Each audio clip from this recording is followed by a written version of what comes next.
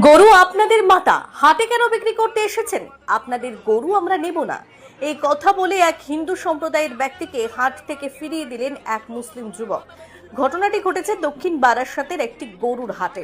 কেন তোমাদের তো মাথা, তোমরা কেন বিক্রি করতে এসেছো? তোমাদের মাথা হারে না, তোমাদের মাল কি আমরা কি ফাঁসবো? মাথা বেশি দিবে না, তোমরা চলে যাও। ওই যুবকের স্পষ্ট বার্তা, গরু মুসলিমরা না কিনলে না খেলে শুধু মুসলিমরাই বিপদে পড়বে না, বিপদে পড়বে সেই হিন্দু সম্প্রদায়ের মানুষরাও, যারা গরু পালন করে জীবিকা নির্বাহ করেন, যারা গরুর খামার করে হাজার হাজার গরু পালন করে।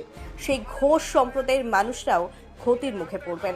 অর্থাৎ এটা শুধু এক সম্প্রদায়ের বিষয় নয়, এটা সবার জীবিকা ও অর্থনীতির সঙ্গে জড়িত। এই বিষয়ে আপনাদের কি মতামত অবশ্যই কমেন্ট করে জানাতে ভুলবেন না। তোমরা কেন বিক্রি করতে এসেছো? কেউ একটা এদের কোনো কথা বলবে না, এনারাও করে খায়। কিন্তু তোমরা মানে কাকা নিয়ে বাড়ি চলে যাও। সরকার যতক্ষণ না নির্দেশ দিচ্ছে কি হবে।